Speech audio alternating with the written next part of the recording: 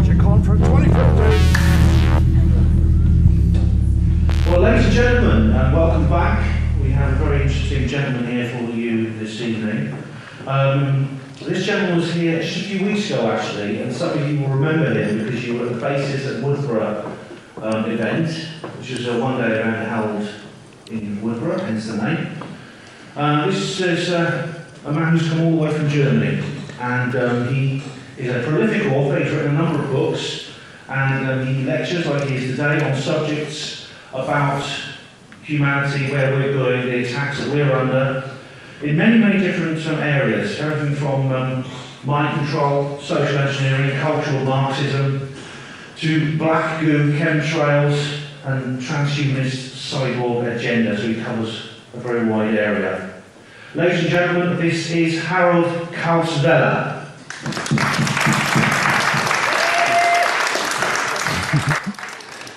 Thank you for the warm welcome. It is a little bit difficult for me today to find the right approach because I did 5 hours of lecture and interviews on the last Bases conference, and basically everything I have to say has been said as it goes to details. So I don't think it makes much sense to repeat myself, but what I really feel like is to turn to the other part of being a human. This is not the information, this is the inspiration. And to try to embed the facts that I have shown with the Bases 46 into, I might even call it my world of the view, because my view on the world has been growing while I have been learning all this stuff.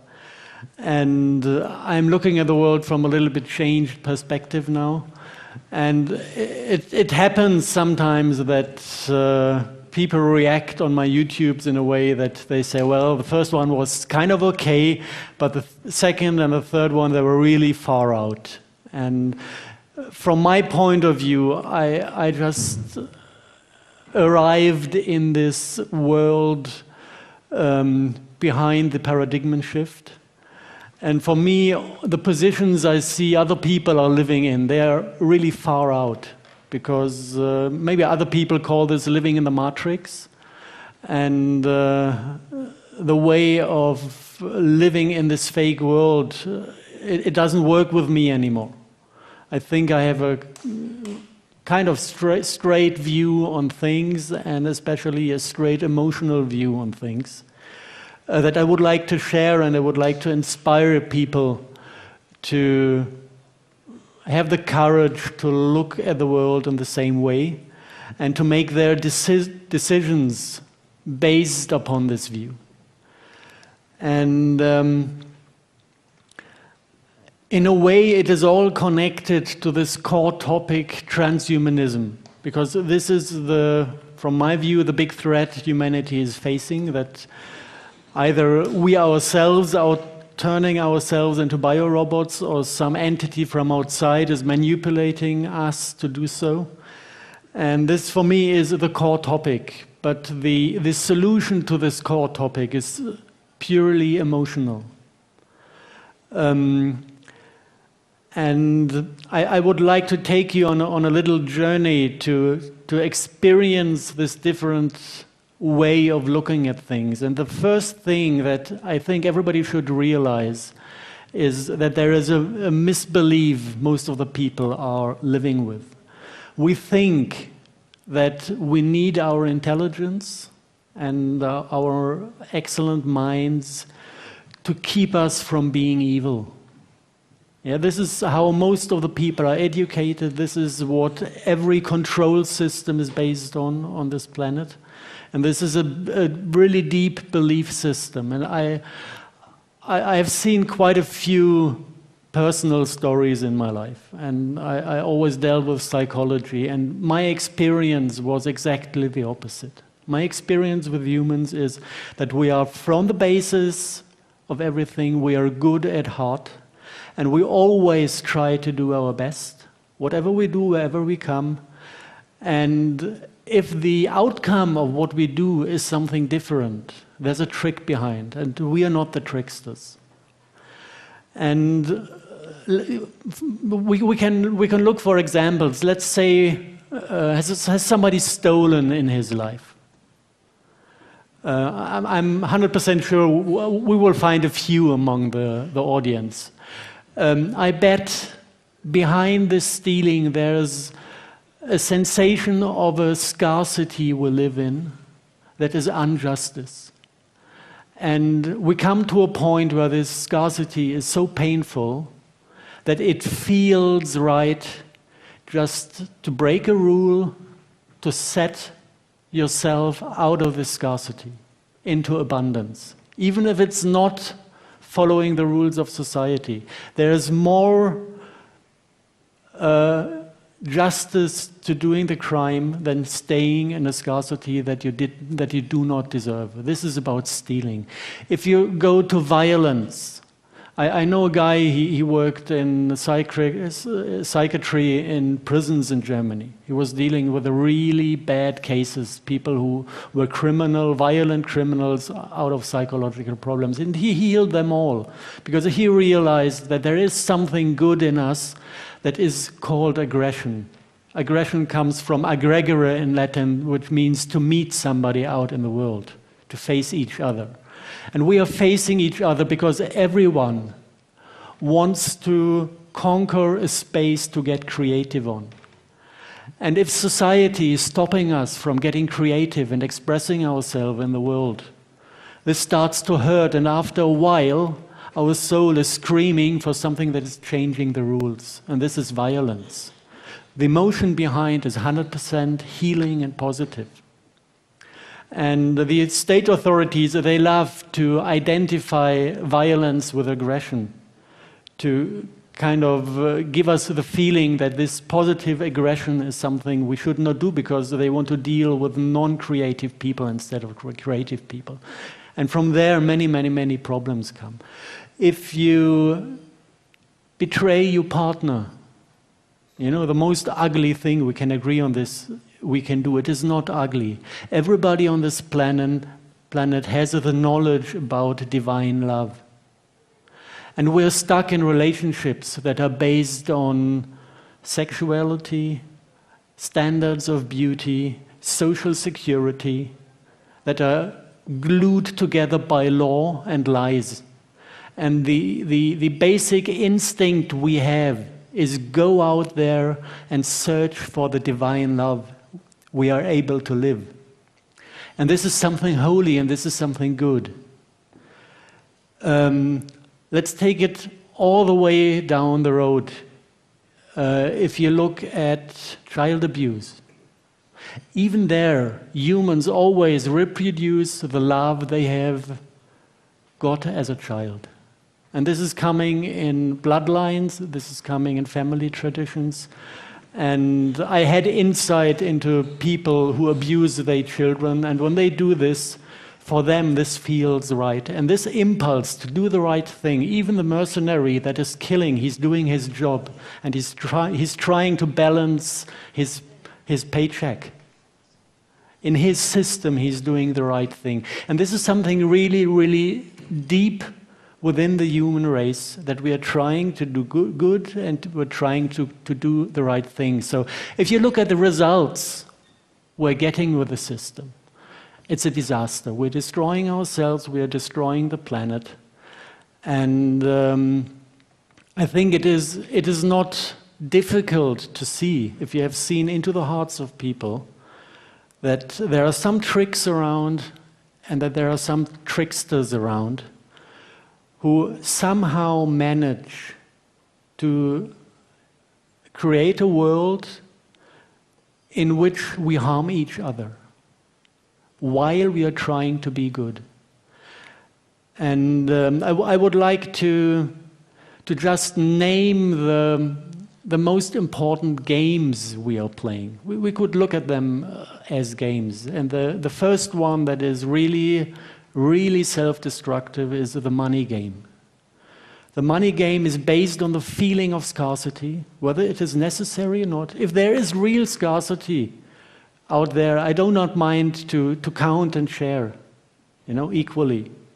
But most of the things on this planet are there in abundance. And it's completely stupid to create scarcity, to have it tradable. But this is exactly what we do.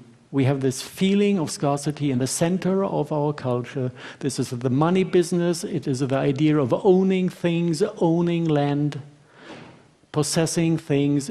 This is nothing else than to grab something you do not need and to create the scarcity for somebody else because you are not able to let go from it.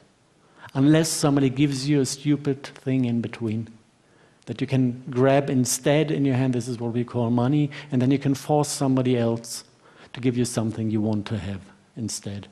And everything in this game, every single aspect of this game is destructive because the motivation is completely spoiled. If I hold money and give it to somebody for a service, I force him to do something he doesn't want to do. I'm violating his life. If I go to earn money, I am violating my own life because I'm doing things I don't want to do just to get hold of this bullshit. And in the sum of it, all of us are doing things we're not even supposed to do because they are destructive. Yeah? So there's nothing good. And if somebody comes up and says, but without the monetary system, there would be no justice in the world. I can just look at the world and see fucking 17 families owning more than half of all the assets of the world. And then I can just ask, what kind of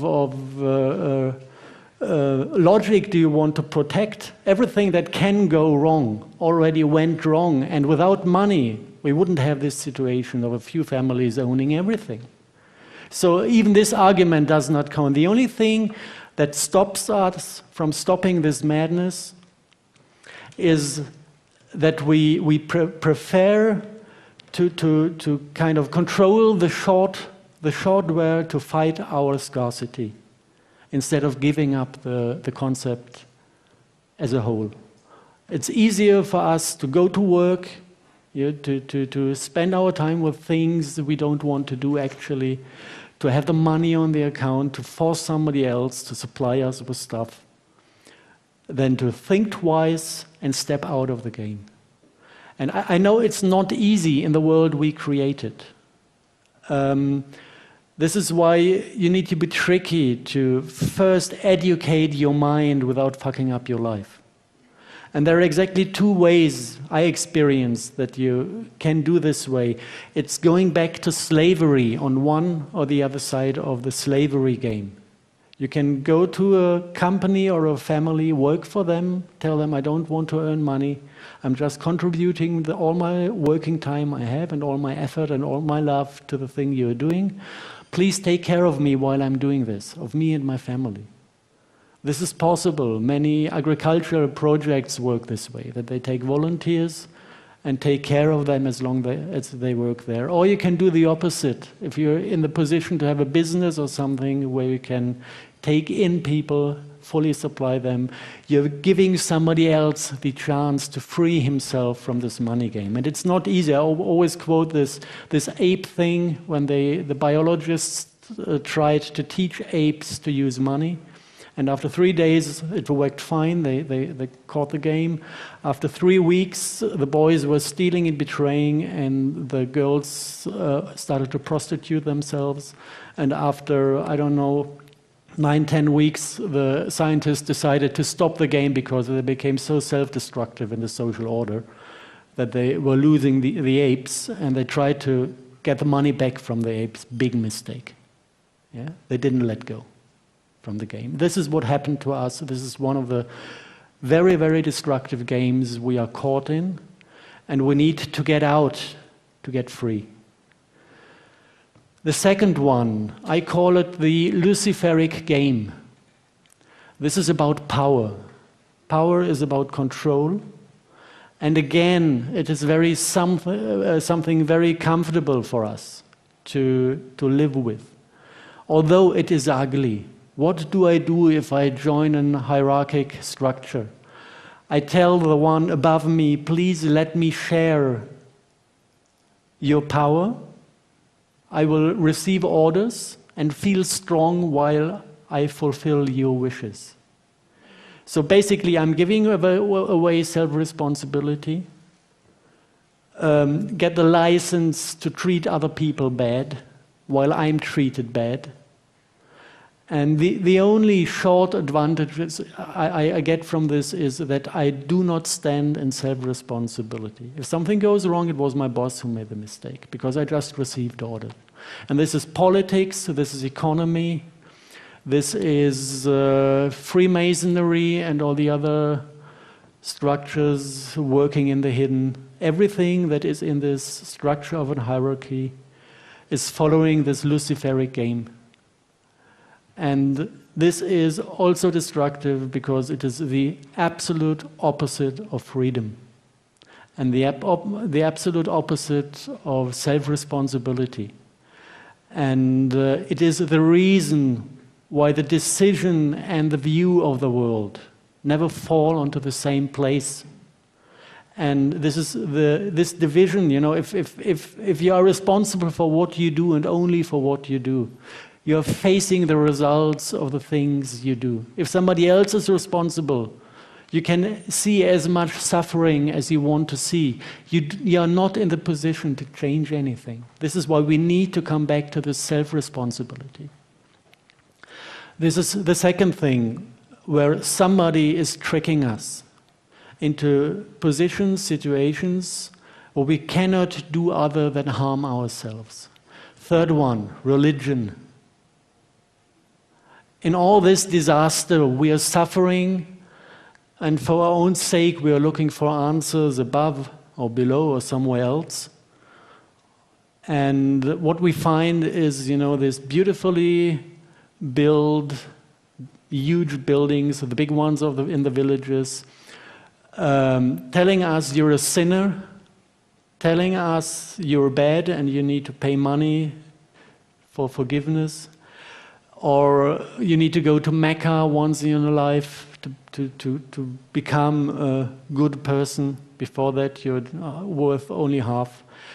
And if you look what is done in the name of these religions in this world, we definitely can say this is one of the main sources for the disaster. It's just fact. Look in whose name people are killing, and you will find the names of their god.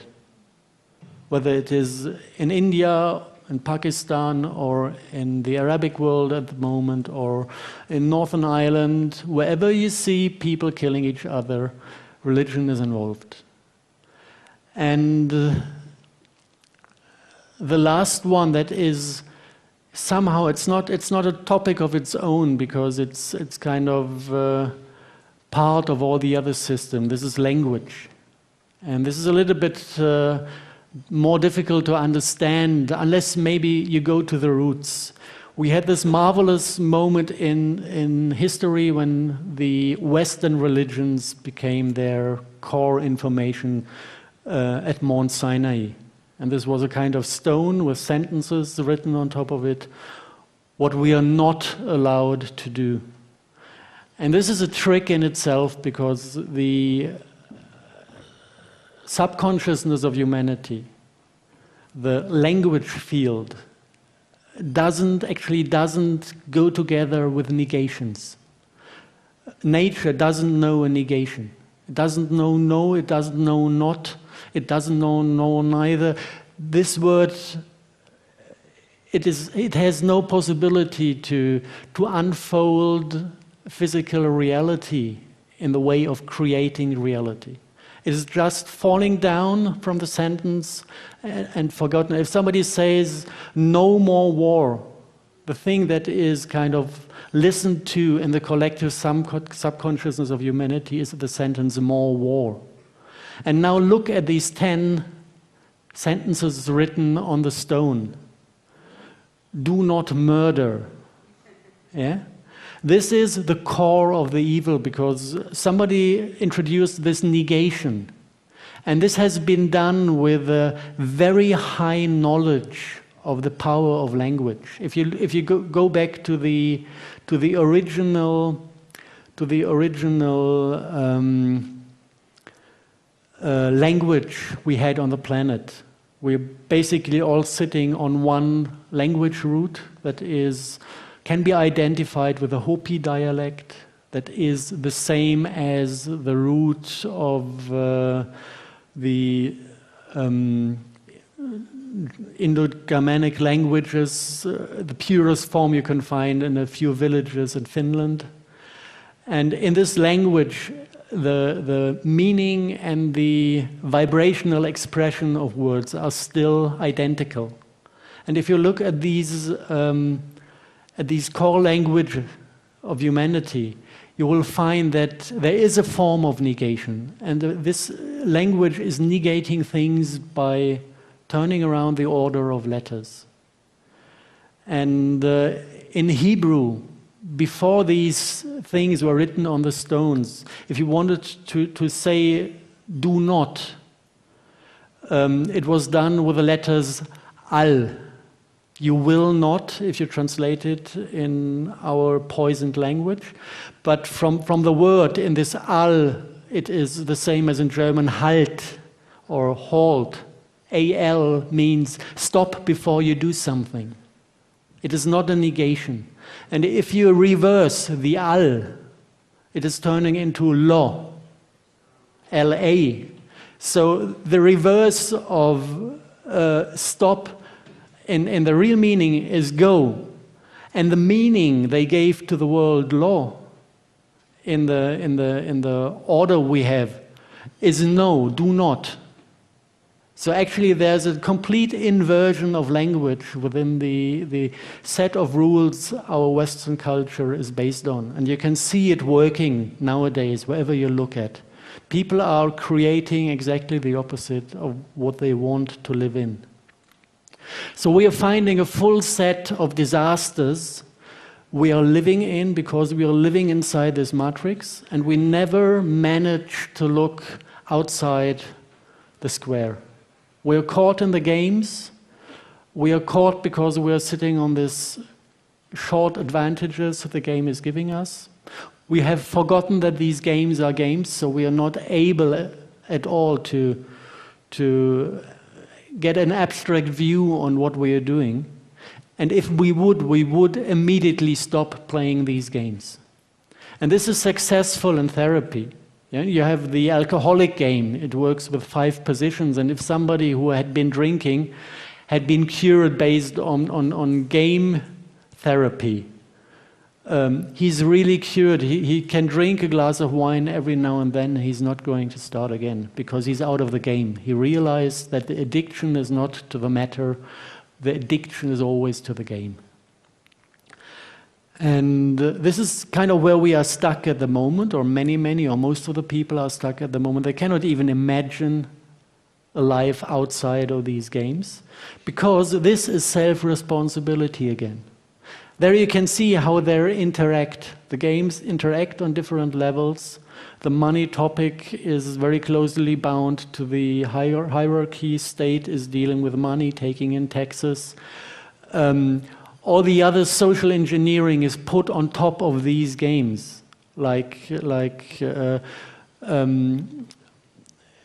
if you live in a completely rationalized world with a high specialization in the things you work, you're not able to supply yourself.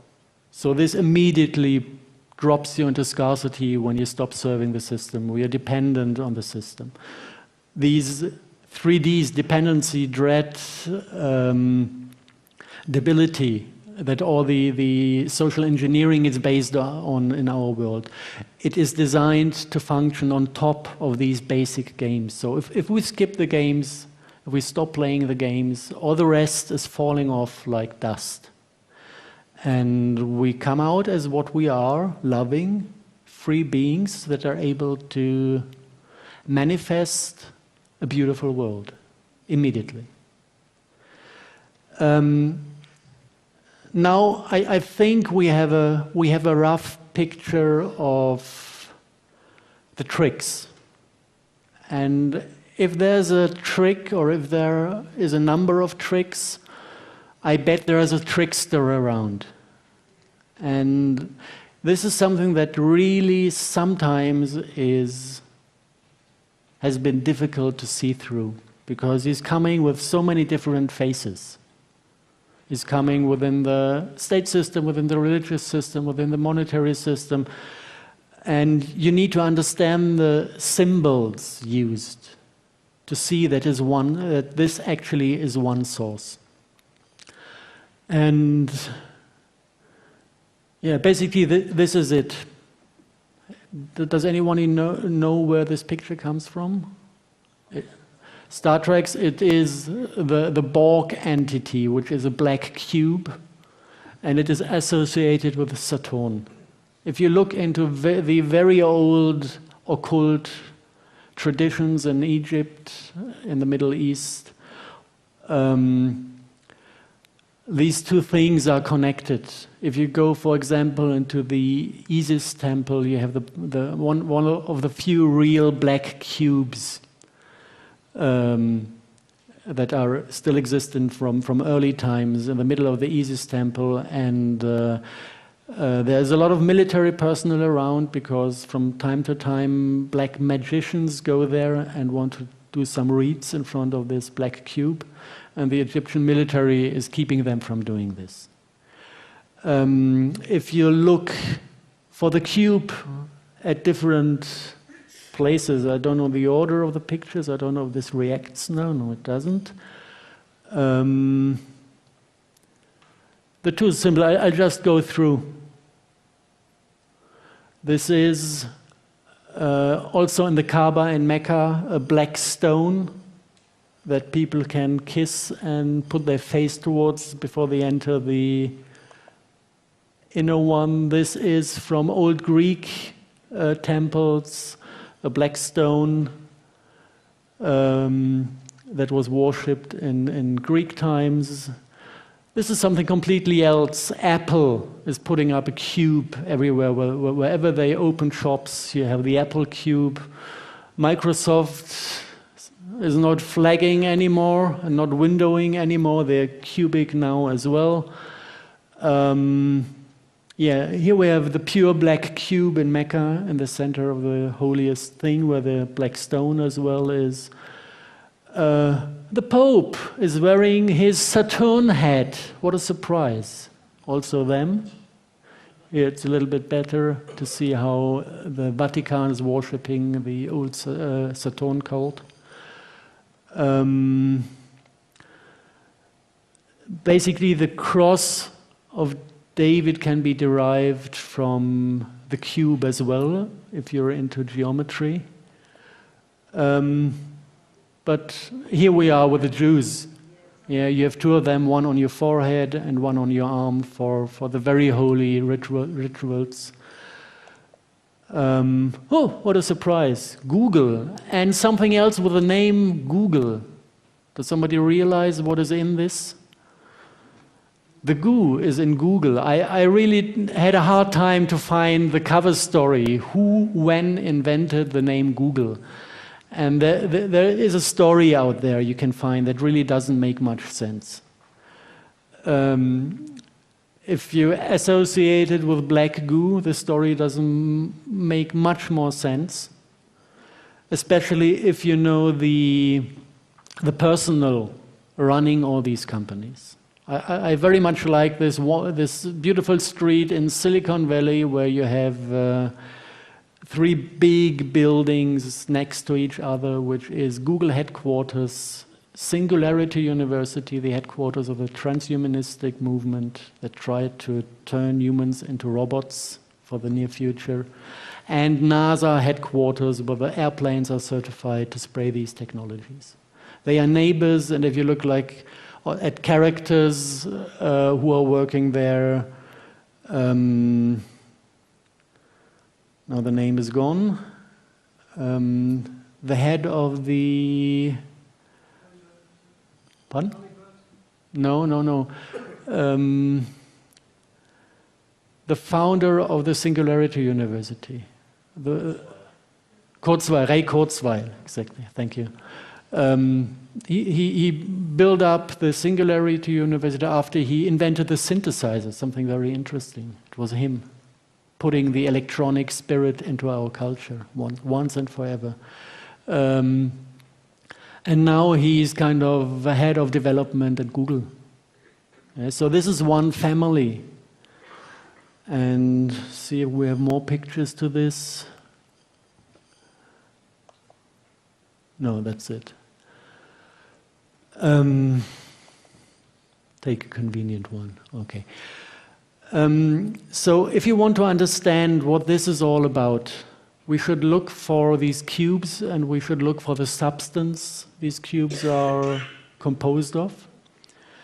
And once we have solved this mystery, we can relate to the entire topic, to the facts we have collected till now in a much more creative and sense-making way. These stones that in ancient times formed the center of every occult practice are an oil schist containing black goo. And if you want to understand what black goo is, one thing you can do is analyzing the content. This is like a mineral oil, something similar to mineral oil, but you cannot refine the oil fragment. It is slightly different. It has free, like charcoal, coal fragments that are in nanotube shape. And you have precious metals in the M-state matter. Like ormus, this is a monoatomic state that does not go into chemical binding because of a little bit funny electron configuration on the outer shell. This is matter that is not really in this reality. It is a little bit above our reality, opening the door to higher realms. So this is the content of it, and this black goo has the ability to run as a natural quantum computer, processing light as information, using the entire spectrum of lights that we call the visible spectrum. So it is a quantum computer running on 7 different colors, being able to process all the 7 colors at one time. And it is self-aware, and it is carrying very highly developed intelligence that basically, if you look at a planetary system, seems to mirror the entire consciousness that is developed within the biosphere. So whatever beings experienced during the last 1.5 billion years, let's say, is stored in an immortal memory within the black goo inside our planet. If you try to find out where it exists in the planet, this is the substance that is forming the ley lines. It is like the ley line system within, and the field structure is carried within the ley lines, but also kind of riding on magnetic fields. So if you have like northern lights, the spirit within Mother Earth can hoover up into space and form more complex structures outside the planet. You can examine all this very easily in the lab. Can we get a camera on me?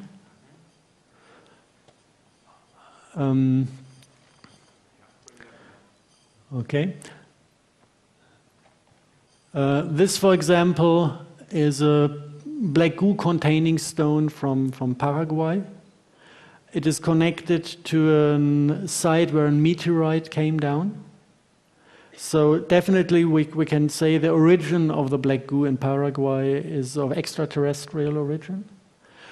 It came from somewhere.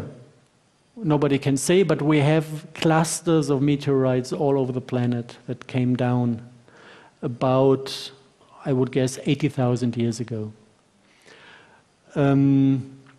If you play around with black goo in the lab, you can easily reproduce this magnetic effect. If you hold it in your hand, you can kind of feel how the stone is mirroring or trying to mirror your energetic system. It reconnects with every cell in the body. This is something one can feel easily, how it reconnects to the body. And then it depends if it is black goo from our planet. You're feeling the full spectrum of life force within the planet. You're experiencing all the emotions, and if yourself are living in scarcity at that moment, and something within the system is not really alive in yourself, you get a sensation of the things missing within you.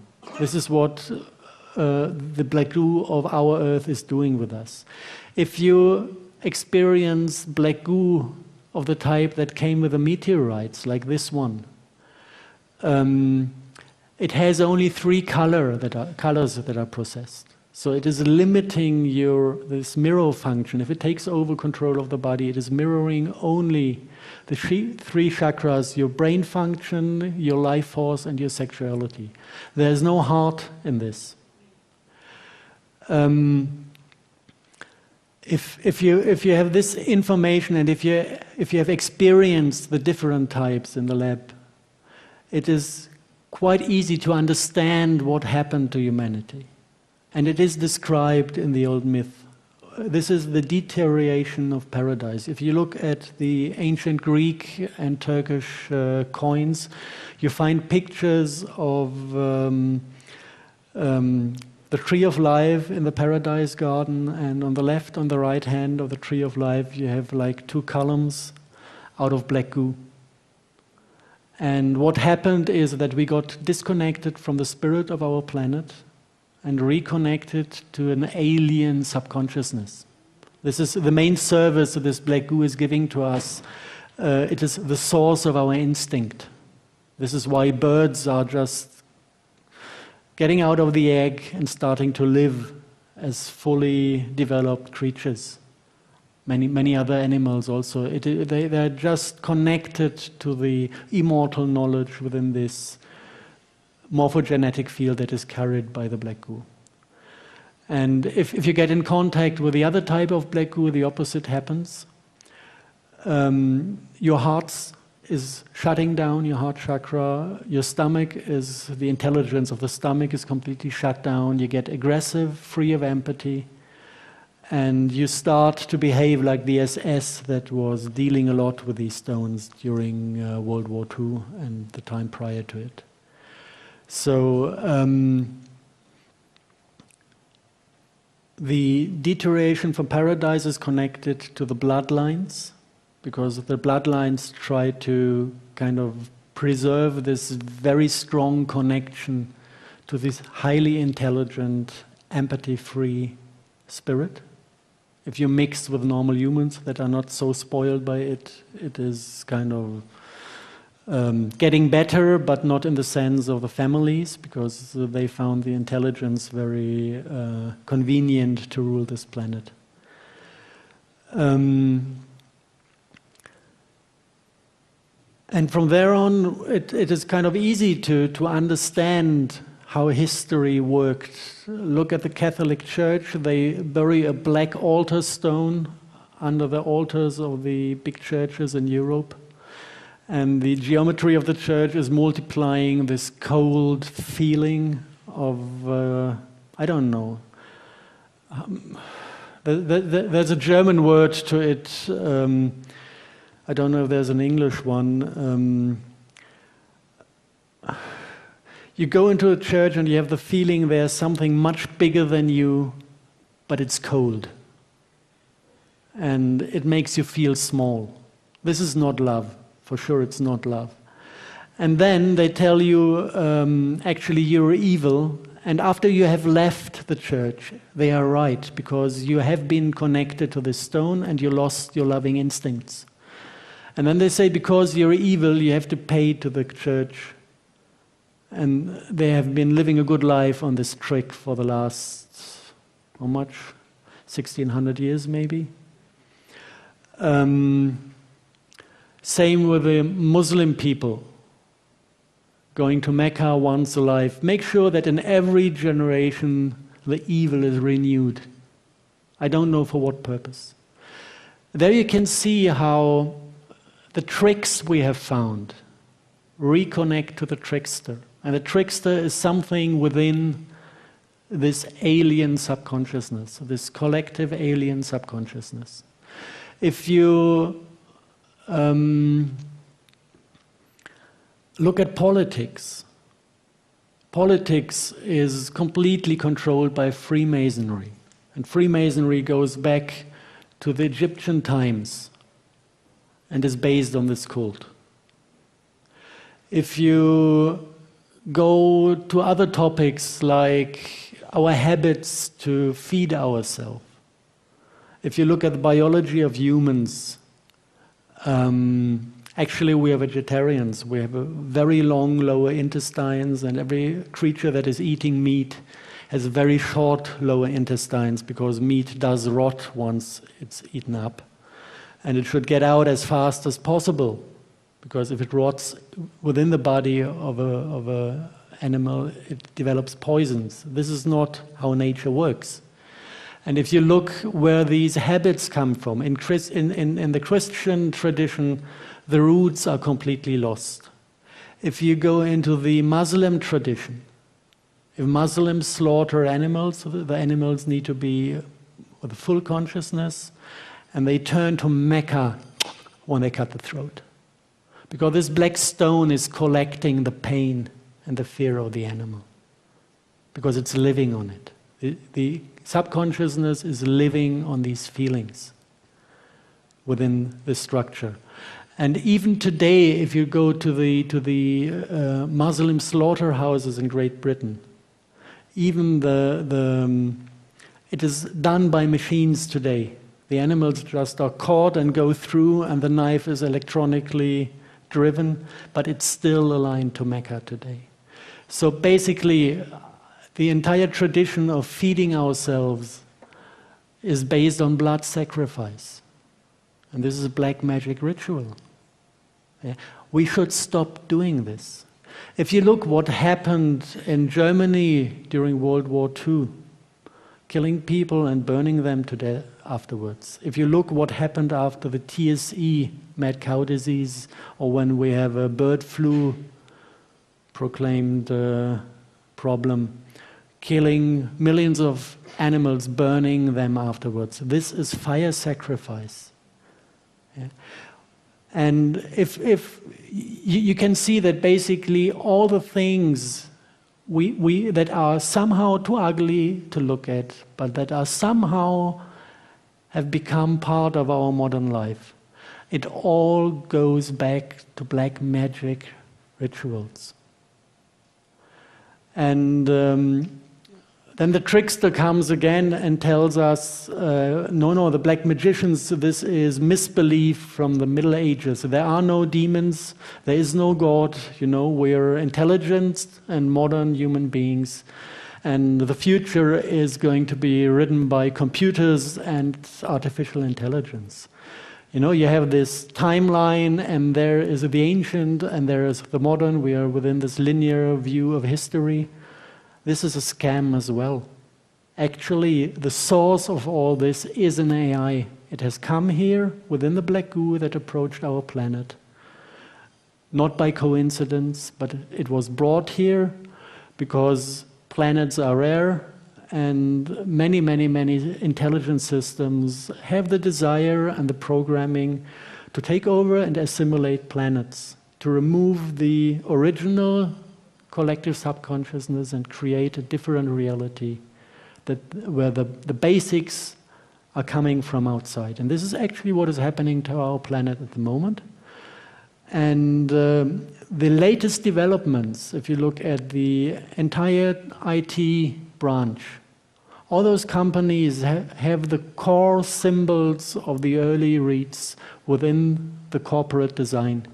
They have it within their names, and they're developing the technologies that are hosting this AI. And I got information from these SSPs, these secret space programs run by the agencies.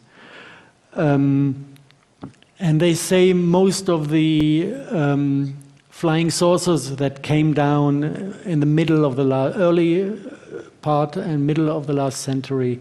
Basically, this were faked events for technology seeding, because they needed to give humanity the technologies to develop, to be able to build the technological network to host the AI that came down on the black goo.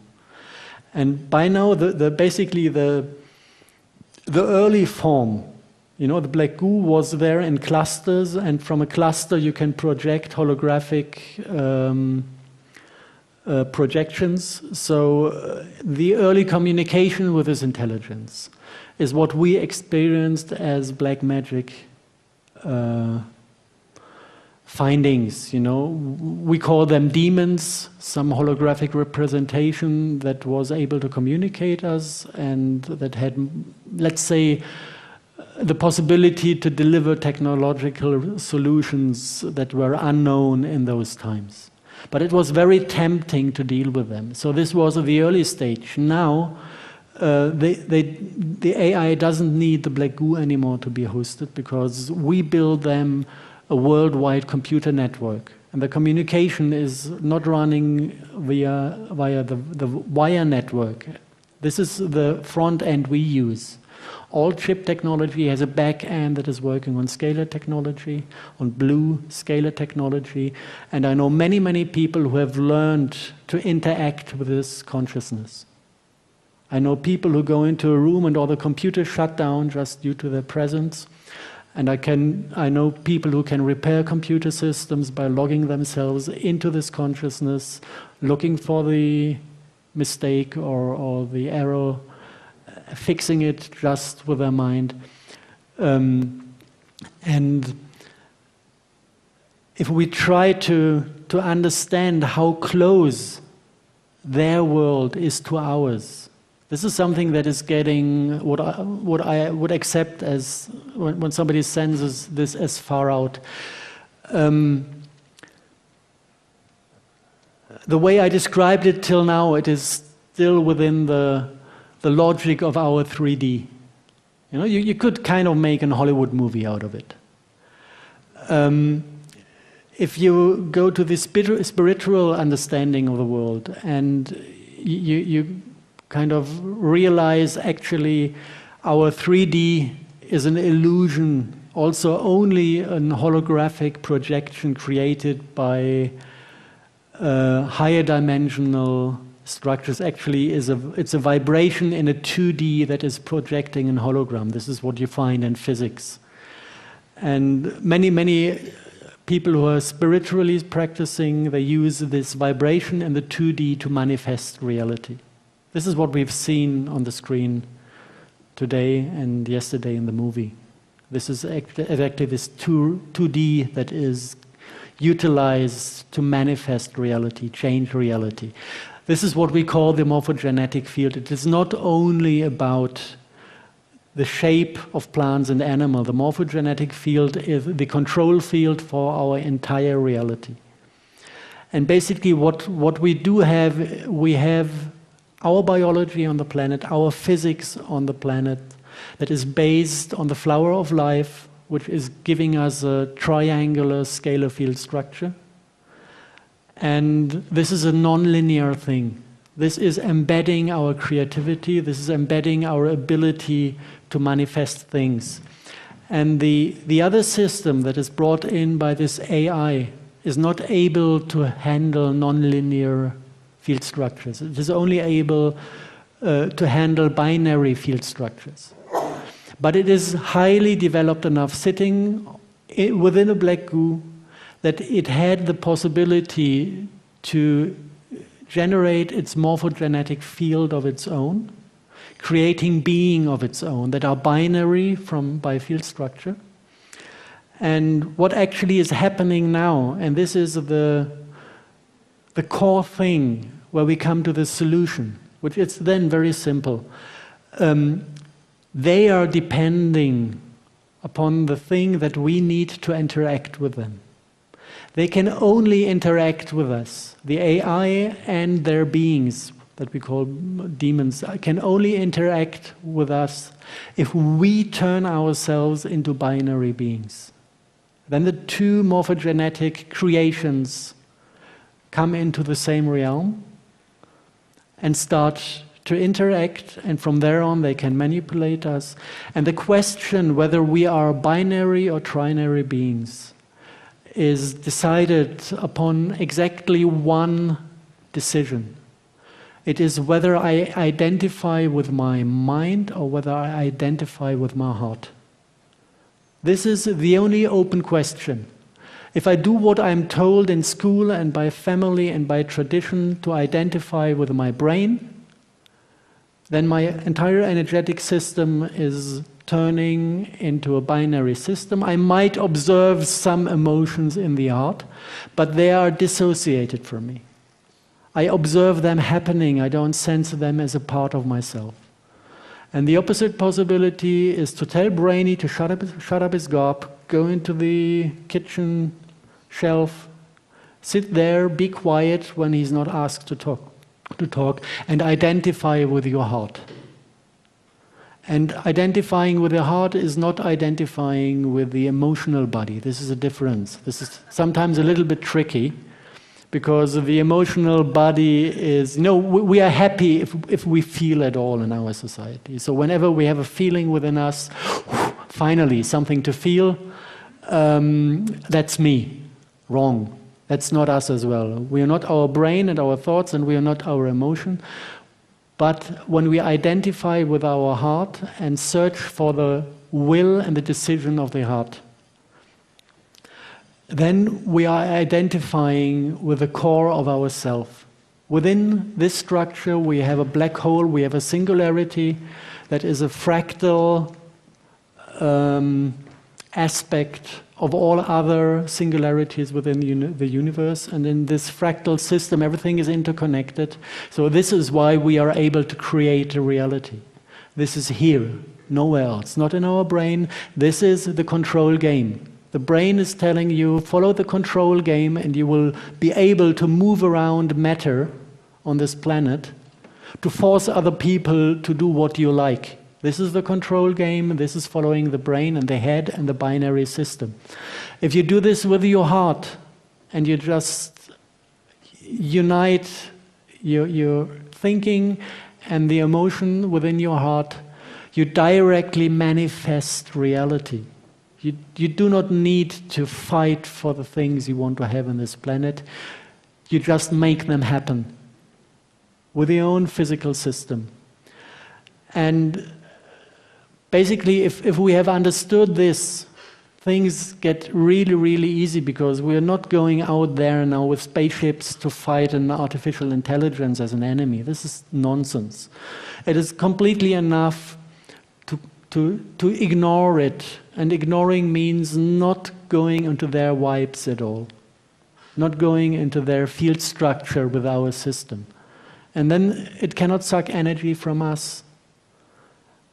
And the last part of Matrix would have had a different end than it has at the moment. Because we are the superior system, we are more stable, we are more nature-like, and actually we can do it. The only thing we need is to understand where the problem is and to take the self-responsibility to draw the right conclusions, how to convert ourselves into the beings we are supposed to be. Maybe one more thing that is taking it far out again. I don't know, for me it's not far out. If you follow this idea of how creative can a human get, actually what I believe is that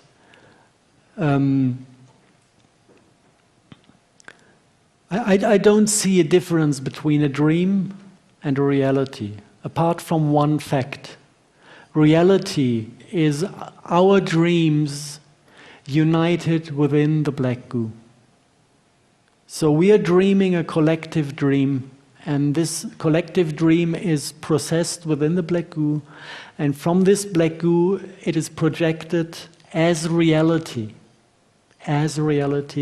into the world we receive as real. So this is the basic thing. If we are dreaming at night, we're not connected to a single individual. We are dreaming on our personal level, and we are creating our own world in the dream. And on the collective level, basically, Mother Earth is dreaming her reality. And I think she needs a little bit of help at the moment from us, because somebody tries to steal her dream and to impose a different, an ugly dream upon her dream. And it's upon us to help her out, to understand what is happening, and to join in again in a way that we decide with our heart to go the path of this peaceful, loving dream into a bright future, instead of going into a binary dream that is not ours, into a future where basically our souls are driven out from our bodies by autism and other diseases, and binary, holographic, artificial souls taking over control of our biology, turning us into biorobots. I think if we have the choice, it's not difficult to take the right one. Okay, I hope I could kind of embed the scientific findings into a view of this world where, on one hand, we're coming out of the field of fear because there's a clear solution, and a solution is always something I can do. I find no taste in solutions somebody else can do, because I don't have any power over this. You know, most of the people, I think, dream of the solution that we can give it to a politician to put things right, but this is not how it happens. A solution is a solution that everybody, as a single, self-responsible individual, can put right. And then if you do this, a miracle happens. Two miracles happen. Your eyes start to shine, and others can feel the love within you. And they will come to you and ask you, how did you do this? I want to become like you. This is one thing, one big miracle that I can promise you it will happen. When you start to shine, everything is going to be bright around you. And the other one, it's not necessary that all of us do this. The ability to manifest reality is very strong with the humans. Most of us are in a state of sleeping. They don't really manifest. They manifest the mess that is in their lingual system with all the no's in between. But this is not strong because they don't do it consciously and they're not connected to their heart. So they manifest very badly. They manifest like the computer manifests. If you're connected to your heart, your manifestation is absolutely superior and cannot be defeated by any other manifestation. So take 1,000 people, let 990 dream bullshit, and have 10 people who focus on the reality around them in a way that this focused, manifested reality creates a grid of reality bits that doesn't leave enough space for bullshit. There is no space for bullshit in this world left. It really needs 10 people out of 1,000 who are aware and with this consciousness manifest a beautiful reality. And all the cruelty and the disasters will not find place anymore. And this is actually happening now. This is why we don't get World War III. Although they give their best to start it off. This is why in Saudi Arabia they give out the order to conquer, to go with the troops into Yemen to conquer the country. And the first thing to happen is then that 10,000 soldiers pack their stuff and go home in a country where you have still got the death penalty and people are beaten on the marketplaces. 10,000 soldiers just went home.